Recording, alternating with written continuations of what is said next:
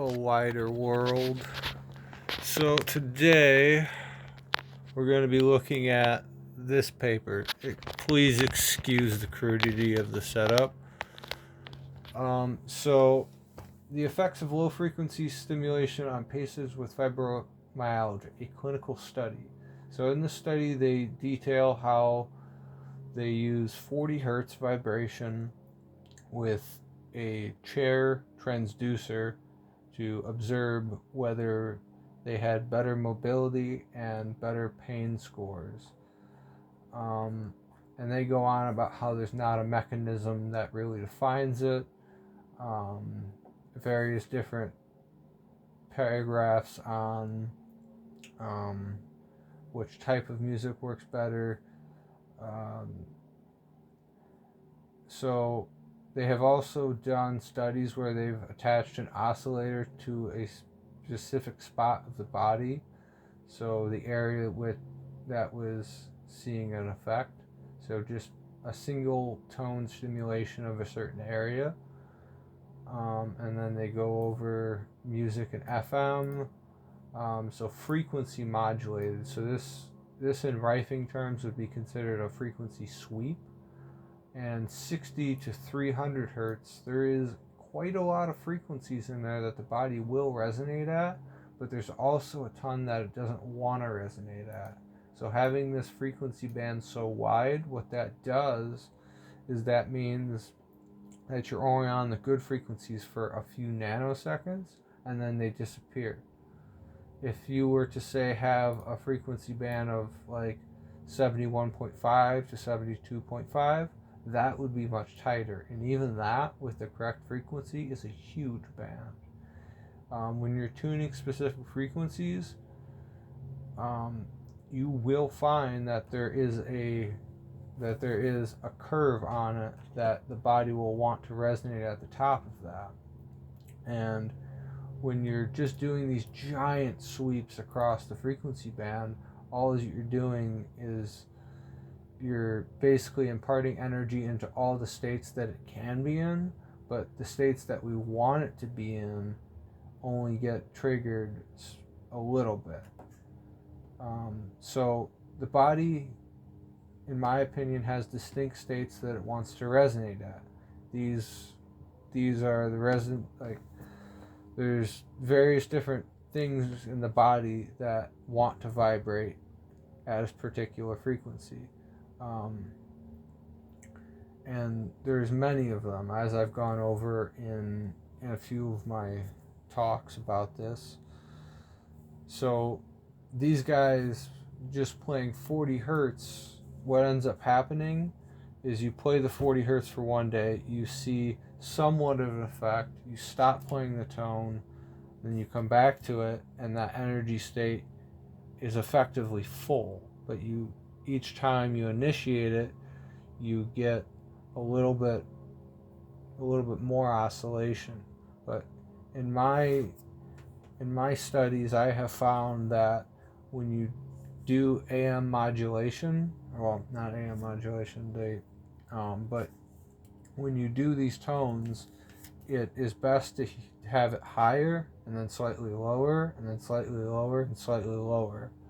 And the best way to do it is actually to have an AM carrier wave. So what an AM carrier wave is, so we'll go back to this for a second. So let's say that is 20 hertz. And then we have, actually, no, this is not 20 hertz. We're going to say this is 0.2 hertz. This right here. And then if I have a carrier frequency that follows that at, say, 40 hertz, then what will happen is this will turn on and off every 0.2 hertz. So we know a hertz is 1 second, so 0.2 hertz would be like 10 seconds. The inverse is always strange, but it's right here. Man, long day at work, but anyway, back to the study.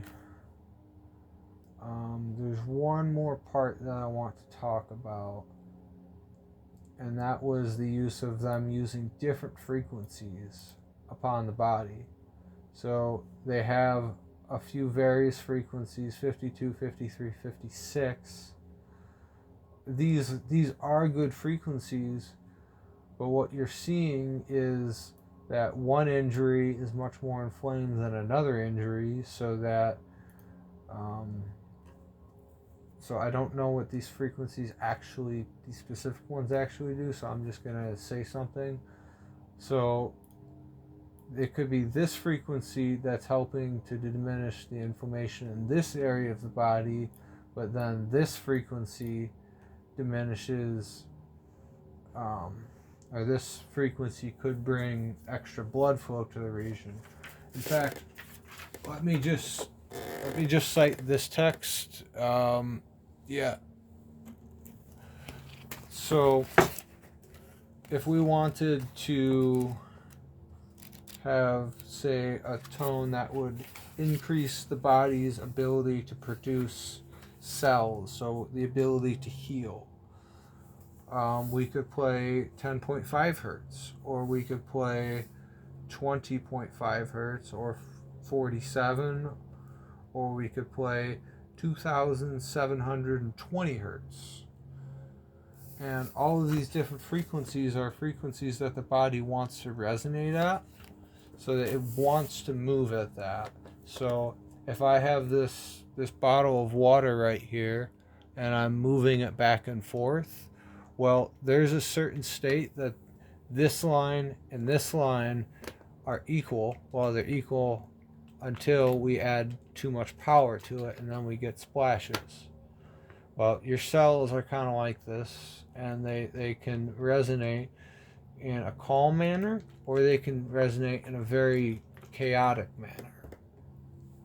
So, with that being said, going back to an earlier thing I said, when you're doing these frequencies, let's say that this is filled with syrup, and we're resonating it. Well, as we move it like this to really shake up whatever's resonating at this given frequency, well, after we do that for a while, it's shaken up. So now when we do it like this, when we have less amplitude after we've mixed it, now all of a sudden that same amount of amplitude causes even more turbulence. So in having a tone that is just playing for a given time, if you were to diminish that tone with spaces where the tone would play again, so you have the tone stop, and you diminish the actual amplitude of the whole system over time, what you'll get is a much greater frequency absorption pattern. And the trouble is, we don't know the actual rate which to play a given frequency. So just as something can vibrate for forever, the human body is trying to vibrate. You know, when you speak, or when your cells divide, they vibrate, and like there's so many vibrations, bro. It's really the case. But we're really just looking at how the body responds to different frequencies. And when we do that, we observe that there's thousands of different frequencies that the body has places where it wants to resonate at. And some people back in the ye olde days of electronics, the 50s, 60s, 70s, and 80s, before we really had like good electronics, well, people in the 60s would hook up a tone generator to their body and measure the impedance of a specific tone, and these people would do it for hours on end, finding the right area or the right frequency that affects a certain thing. So when you do this and you have an oscilloscope hooked up to, say, a patient that has any number of illnesses, you'll see that that illness has spikes in it where you get the most amplitude absorption. And that amplitude absorption, or that mixing that happens when we apply a frequency, that is what does the healing. Because we can excite anything from ATP, DNA production, to nasal piles. So what nasal piles is it's non-tumorous growth or non-malignant growth inside the nose, and it commonly causes snoring and other breathing obstructions.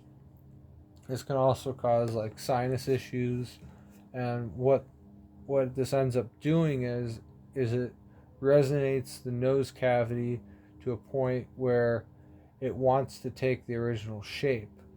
Now the only issue with how that heals that is the frequencies, the wavelengths just don't add up. And we got to figure out how those frequencies add up inside the body. And by doing that, we'll have a much better understanding of not only how frequencies affect the body, but also the neurochemical electric states that it can be in. Because by not using a transducer and using a magnetic coil, what we can do is we can look at the EMF that's generated by the body as we're applying different tones. And by measuring the impedance of that, what we can see is how much the body absorbs, and therefore we get a change of impedance. And with that change of impedance, we can